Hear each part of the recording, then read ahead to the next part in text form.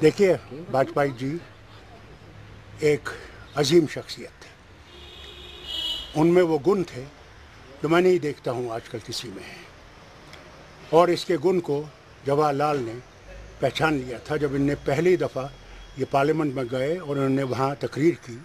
और तकरीर के बाद जब जवाहरलाल जी इनके पास गए, कहा अटल तुम एक दिन हिंदुस्तान के वज़ीर आज़म बनोगे। ये इंसान आरएसएस से था, जनसंघ से था, मगर दिल इसका उनके बिल्कुल ऑपोजिट था।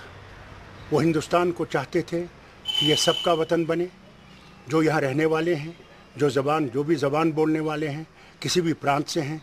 और वो चाहते थे कि पाकिस्तान के साथ दोस्ती का एक नया बाब शुरू हो। अफसोस इस बात का है कि वो देख नहीं सके। उम्मीद ये करूँगा कि आजकल की हुकूमत यहाँ और इमरान खान की हुकूमत पाकिस्तान में उस चीज़ को आगे ले जाएगी।